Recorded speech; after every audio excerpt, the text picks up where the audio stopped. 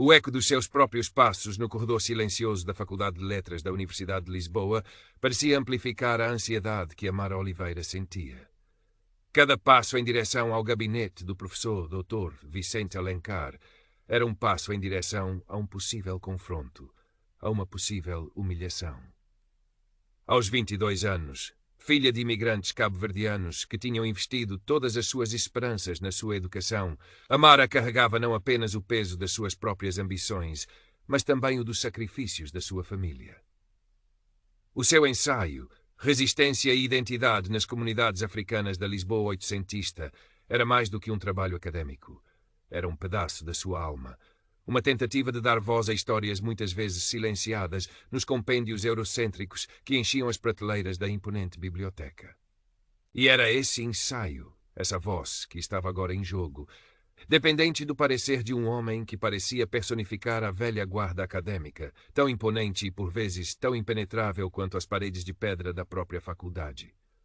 Lembrou-se da aula da semana anterior, da forma como o professor Alencar discorrera sobre a pureza da investigação histórica, lançando farpas a certas tendências modernas de politizar o passado.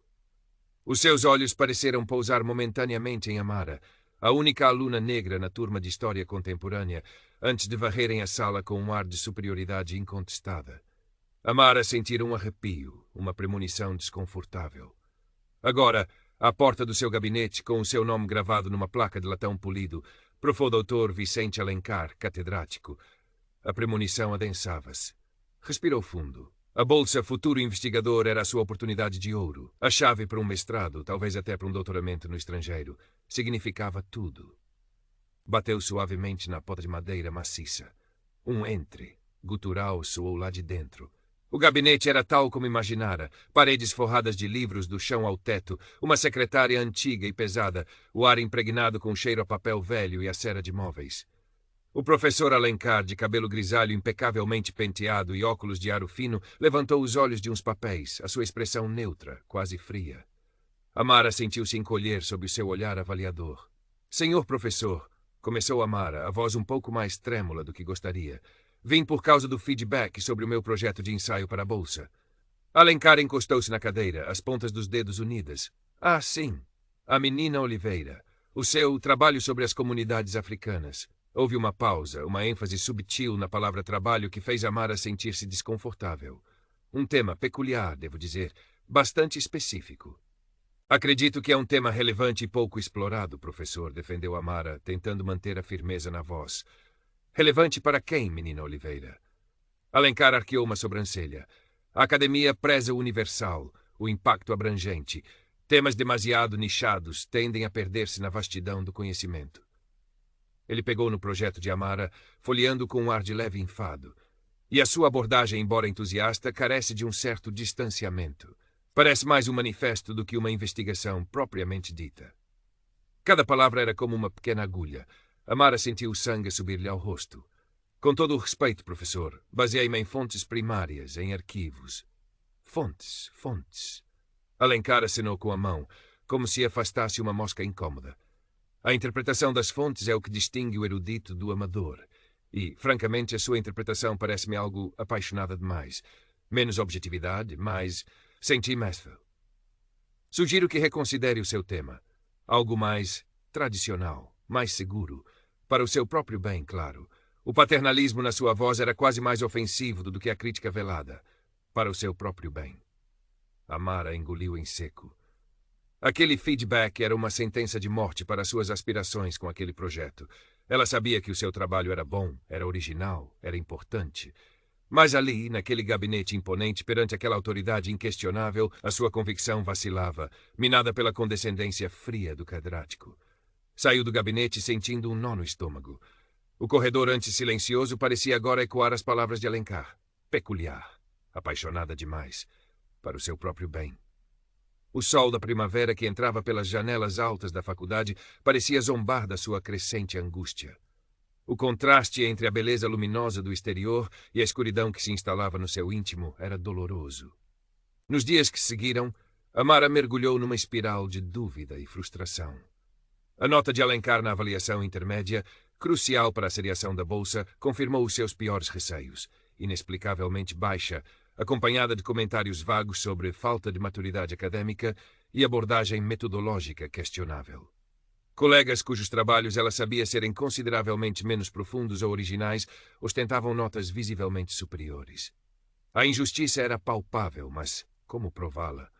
Tentou novamente falar com o professor Alencar, na esperança de um esclarecimento, de uma oportunidade para defender o seu trabalho. Ele recebeu-a com uma impaciência mal disfarçada. Minha querida, disse ele, o tom carregado de uma falsa benevolência, já lhe dei o meu feedback. A universidade tem padrões.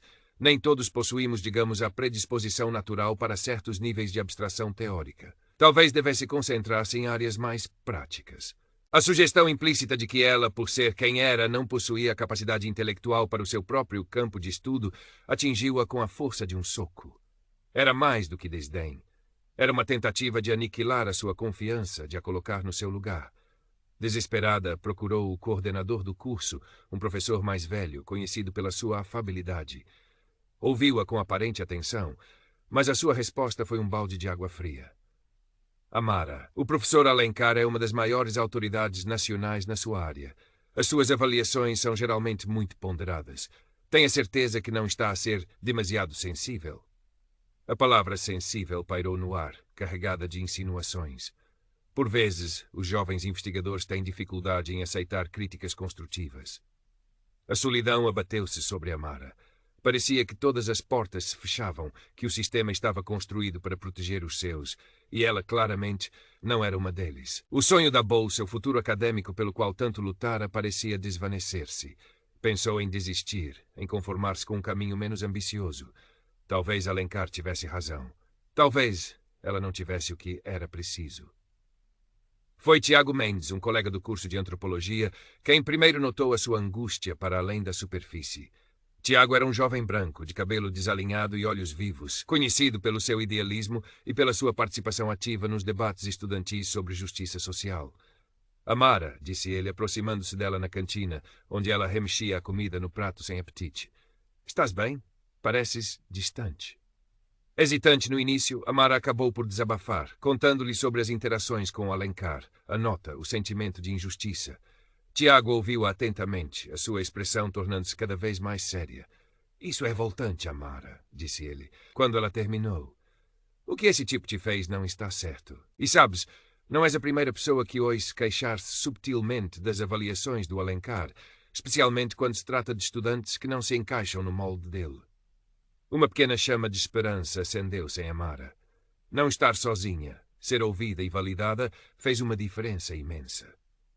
Achas mesmo? Tenho certeza, respondeu Tiago. Olha, não sei o que podemos fazer, mas não devias deixar isto assim. O teu trabalho é incrível. Lembro-me de quando apresentaste as ideias iniciais no seminário. Toda a gente ficou impressionada, menos ele, claro. Nos dias seguintes, Tiago tornou-se o seu confidente e aliado. Começaram a falar discretamente com outros estudantes, ex-alunos, tentando perceber se havia, de facto, um padrão no comportamento de Alencar. As respostas eram cautelosas. Ninguém queria arriscar represálias. Mas aqui e ali surgiam histórias.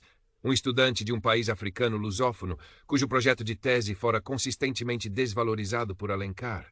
Uma aluna que ousara usar teoria feminista e fora ridicularizada subtilmente nas aulas dele. Eram fragmentos, sussurros, mas juntos começavam a pintar um quadro preocupante. Sofia Borges, outra colega de curso de Amara de Estudos Gerais, era mais uma observadora silenciosa. Filha de pais portugueses retornados de Angola, Sofia tinha uma sensibilidade particular para as dinâmicas de poder e exclusão, mas era naturalmente reservada e focada nos seus próprios desafios acadêmicos. Inicialmente, quando ouviu os rumores sobre Amara e o professor Alencar, sentiu uma pontada de desconforto, mas hesitou, pensando que talvez fosse um mal-entendido ou que Amara estivesse a interpretar mal as coisas. A sua perspectiva mudou numa tarde, durante um seminário aberto. Amara, encorajada por Tiago, fizera uma pergunta pertinente sobre a metodologia de um estudo que estava a ser apresentado. Um estudo que Alencar elogiara efusivamente. A pergunta de Amara era técnica, respeitosa, mas Alencar respondeu-lhe com uma condescendência cortante. Minha menina, disse ele, com um sorriso que não chegava aos olhos, talvez estas questões mais complexas de epistemologia estejam um pouco além do seu alcance atual. Concentre-se nos básicos, sim? O silêncio na sala foi pesado. Amara ficou vermelha, mas manteve a compostura, agradecendo a sugestão. Sofia observou tudo. Viu a forma como o brilho nos olhos de Amara se apagou momentaneamente, a forma como ela se encolheu ligeiramente na cadeira, e viu o sorriso satisfeito de Alencar. Naquele momento, a hesitação de Sofia desapareceu. No final do seminário, aproximou-se de Amara e Tiago. O que ele te fez hoje, disse Sofia, a voz baixa, mas firme, foi nojento. Ele passou das marcas. Se estiverem a pensar fazer alguma coisa, contem comigo. Amara olhou para Sofia, surpreendida e grata. Com Tiago ao seu lado e agora Sofia, sentia-se menos só. O trio começou a reunir-se regularmente na biblioteca ou em cafés discretos, planeando os seus próximos passos. Perceberam que as queixas formais individuais, canalizadas através da burocracia universitária, seriam provavelmente infrutíferas, facilmente abafadas pela influência e reputação de Alencar. Precisavam de algo mais. Temos de encontrar uma forma de tornar isto público, disse Tiago numa das suas reuniões, mas de uma forma que não possa ser simplesmente ignorada como ressentimento de estudante. Sofia, que tinha jeito para design e comunicação, sugeriu: e se preparássemos um dossiê, com o caso da Amara bem documentado e os outros testemunhos que conseguimos, mesmo que anónimos? Poderíamos tentar que o jornal da Associação de Estudantes publicasse, ou criar um blog e uma página nas redes sociais. É arriscado, ponderou Amara. Alencar tem muito poder. Pode haver consequências para todos nós. O medo ainda era uma presença constante, uma sombra fria no fundo da sua mente. Eu sei, disse Sofia, mas o que é mais arriscado? Deixar que ele continue a fazer isto impunemente, a destruir o potencial de mais estudantes. A determinação nos olhos de Sofia e Tiago fortaleceu Amara. Não era apenas pela sua bolsa, pela sua carreira. Era por uma questão de justiça, de dignidade. Era para que outros não tivessem de passar pelo mesmo. Decidiram que o melhor momento para agir seria durante a grande palestra anual do departamento, intitulada Tradição e Inovação no Estudo da História, que seria proferida ironicamente pelo professor Alencar. Seria um evento com grande afluência de estudantes, docentes e até alguns convidados externos. As semanas seguintes foram de intensa preparação. Amara reescreveu a sua experiência, focando-se nos factos, nas datas, nas palavras exatas de Alencar, tentando manter um tom o mais objetivo possível, apesar da dor que sentia ao reviver tudo. Tiago ajudou a estruturar o texto e a recolher os testemunhos anónimos, verificando cada detalhe. Sofia trabalhou no design de um pequeno panfleto conciso, com os pontos-chave e um QR Code que levaria a um documento online mais detalhado, caso conseguissem publicá-lo. A tensão era quase insuportável. Havia noites em que Amara mal dormia, assaltada por dúvidas e receios. E se tudo corresse mal? E se fosse ridicularizada publicamente? E se as suas hipóteses de uma carreira acadêmica fossem destruídas para sempre?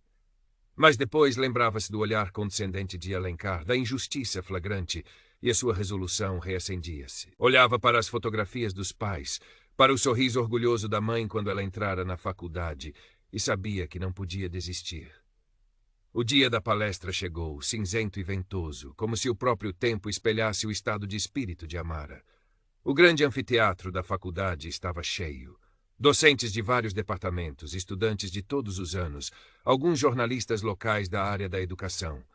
O professor Dr. Vicente Alencar subiu ao púlpito, imponente no seu fato escuro, e começou a sua dissertação sobre a importância de preservar os pilares da excelência acadêmica e de resistir às marés de um relativismo perigoso. As suas palavras, eloquentes e polidas, pareciam ecoar vazias para Amara, que segurava as suas notas com as mãos trêmulas, o coração a bater descompassado no peito. Tiago e Sofia estavam sentados perto, os seus olhares encorajadores transmitindo-lhe uma força silenciosa. Alencar terminou a sua palestra sob uma salva de palmas respeitosa. Abriu-se o período de perguntas e respostas. Algumas mãos ergueram-se. Perguntas sobre metodologia, sobre fontes, sobre o futuro da investigação histórica. Amara sentiu a sua própria mão a erguer-se, quase por vontade própria. O moderador, um colega de Alencar, concedeu-lhe a palavra. A estudante ali ao fundo. Amara levantou-se. O silêncio pareceu adensar-se. Todos os olhares se viraram para ela. Obrigada, começou, a voz surpreendentemente firme. Professor Alencar, na sua palestra falou extensivamente sobre excelência e padrões acadêmicos. Gostaria de perguntar como é que esses padrões se aplicam quando um docente, investido da autoridade de avaliar, permite que os seus preconceitos pessoais, talvez inconscientes, influenciem o seu julgamento sobre o trabalho de um estudante, especialmente quando esse estudante pertence a um grupo minoritário ou apresenta perspectivas que desafiam a narrativa dominante. Houve um murmúrio na sala. O professor Alencar, que esperava uma pergunta deferente, franziu o sobrolho. Não tenho a certeza de compreender a pertinência da sua questão para o tema em discussão, minha jovem. A avaliação acadêmica, quando feita corretamente, é inerentemente objetiva. Com o devido respeito, professor, continuou Amara, o coração a mil, mas a voz clara, a minha experiência pessoal e a de outros estudantes desta faculdade sugere que essa objetividade pode ser, por vezes, uma miragem.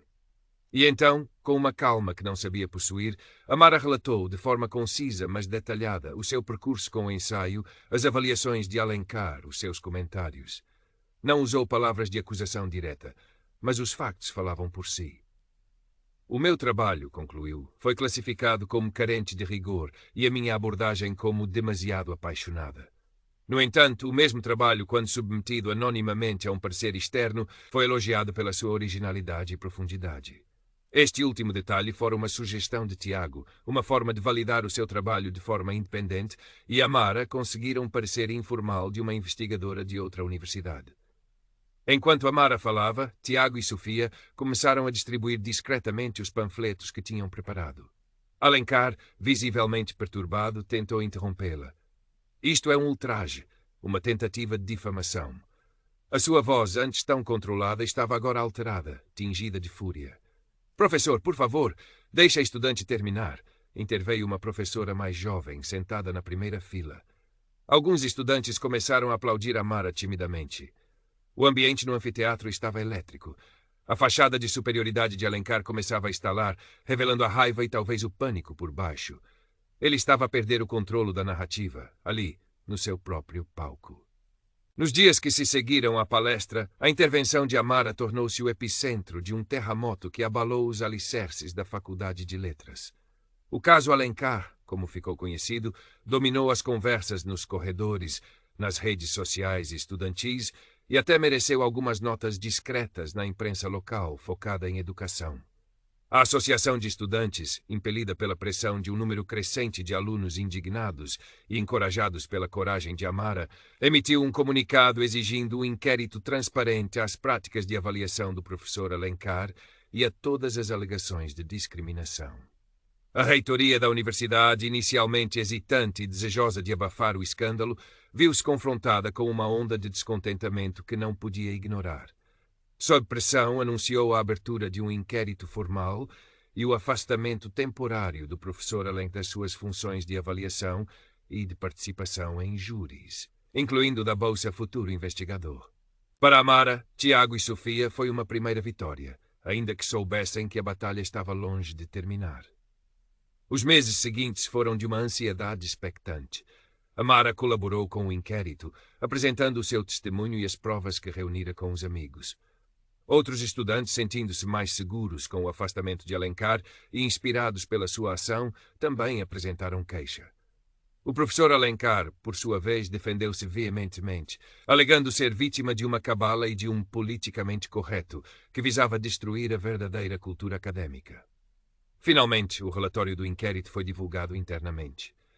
Concluía que, embora não houvesse provas de discriminação intencional e sistemática, uma formulação que Amara achou covarde e calculada, tinham sido identificadas práticas de avaliação inconsistentes e comentários inadequados e potencialmente prejudiciais. Por parte do professor Alencar em relação a vários estudantes, incluindo Amara. Recomendava uma revisão dos processos de avaliação e que o professor Alencar frequentasse formação em sensibilidade cultural e diversidade. Para Alencar foi uma humilhação pública. Embora não fosse despedido, a sua reputação como sumidade incontestada ficou irremediavelmente manchada. Perdeu a coordenação de algumas unidades curriculares importantes e foi discretamente convidado a reduzir a sua presença pública e a considerar uma reforma antecipada nos anos seguintes. A sua arrogância dera lugar a um ressentimento amargo e a um isolamento crescente no seio do corpo docente. Quanto a Amara, o seu ensaio foi reavaliado por um painel independente, composto por académicos de outras universidades. Não ganhou a bolsa principal. Essa já tinha sido atribuída no meio da confusão. Mas recebeu uma menção honrosa de grande prestígio e uma pequena bolsa de incentivo à investigação por parte da reitoria, um gesto claro de reconhecimento e tentativa de reparação. Mais importante do que qualquer prémio, sentiu que a sua voz fora ouvida, a sua integridade académica e pessoal validada. Numa tarde solarenga de início de verão, Amara, Tiago e Sofia estavam sentados numa esplanada perto da faculdade, a celebrar com um sumo de laranja fresco. O alívio era palpável, mas misturado com uma nova maturidade. Sabem, disse Amara, olhando para os amigos com um sorriso cansado, mas genuíno, isto foi a coisa mais difícil que alguma vez fiz. Houve momentos em que quis desistir. Mas não desististe, disse Tiago, devolvendo o sorriso. E por causa disso, talvez as coisas comecem a mudar um bocadinho por aqui. Um bocadinho de cada vez, acrescentou Sofia. Decidimos criar um núcleo de estudantes. Para a igualdade, para o combate à discriminação aqui na faculdade, para que mais ninguém tenha de passar pelo que tu passaste sozinha no início. Amara sentiu o coração aquecer. Já não estava sozinha. E a sua luta, por mais pessoal que tivesse sido, transcendera o seu próprio caso. Tinha plantado uma semente. Meses mais tarde, no início do novo ano letivo, Amara caminhava pelos corredores da Faculdade de Letras. A sua postura era diferente, mais ereta, os seus olhos mais diretos. Já não se sentia uma intrusa, uma peça deslocada. Aquele espaço, com toda a sua história e as suas contradições, também era dela. Via um grupo de caloiros negros, um pouco perdidos, e aproximou-se, oferecendo um sorriso e algumas palavras de orientação. Lembrou-se do professor Alencar, agora uma figura mais apagada, e sentiu não ódio, mas uma espécie de pena distante. Ele ficara preso no seu pequeno mundo de preconceitos, enquanto ela e tantos outros como ela estavam a construir um futuro diferente. A bolsa não fora a principal, mas o seu ensaio fora publicado numa revista académica de estudos africanos. Pequenas vitórias, pensou ela, mas que juntas abriam caminho. A luta era longa, sabia bem, mas agora Amara carregava dentro de si uma força tranquila, a certeza de que a sua voz importava e que com coragem e solidariedade era possível desafiar até as mais imponentes muralhas da injustiça. O eco dos seus passos já não lhe causava ansiedade, soava agora como uma promessa.